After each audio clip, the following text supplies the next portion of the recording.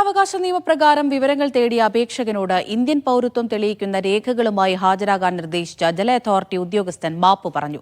അപേക്ഷകനായ താനൂർ സ്വദേശി എം സിദ്ദീഖിനോടാണ് ജല authority Malappuram superintending engineer സത്യ Wilson ഖേദം പ്രകടിപ്പിച്ചത്. താനൂർ നഗരസഭയിൽ ജല അതോറിറ്റിക്ക് കീഴിൽ സ്ഥാപിക്കുന്ന പൈപ്പ് ലൈനുമായി ബന്ധപ്പെട്ട എം സിദ്ദീഖിന്റെ വിവരാവകാശ അപേക്ഷയിലായിരുന്നു ജല അതോറിറ്റി മലപ്പുറം സൂപ്രണ്ടിംഗ് എഞ്ചിനീയർ സത്യ വിൽസന്റെ വിചിത്ര നടപടി. ഇന്ത്യൻ പൗരത്വം തെളിയിക്കുന്ന രേഖകളുമായി ഹാജരാകാനായിരുന്നു നിർദ്ദേശം. എം സിദ്ദീഖ് നൽകിയ അപേക്ഷയിൽ ഒപ്പിൽ സംശയമുണ്ടെന്ന് ചൂണ്ടിക്കാട്ടിയായിരുന്നു നടപടി. ഇതിനെതിരെ വ്യാപക പ്രതിഷേധമുയർന്നു. മുസ്ലിം യൂത്ത് ലീഗ് ജല അതോറിറ്റി മലപ്പുറം ജില്ലാ ഓഫീസ് ഉപരോധിച്ചു. സംസ്ഥാന വിവരാവകാശ കമ്മീഷന് അപേക്ഷകൻ പരാതി നൽകുകയും ചെയ്തു. ഇതിനു പിന്നാലെയാണ് ഉദ്യോഗസ്ഥൻ കത്ത് മുഖേന അപേക്ഷകനോട് മാപ്പ് പറഞ്ഞത്.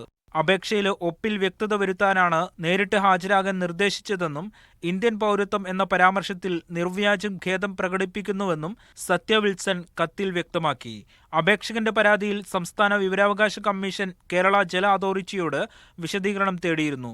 മറുപടി ലഭിച്ച ശേഷമാകും തുടർ നടപടി. മീഡിയ 1 തിരൂർ.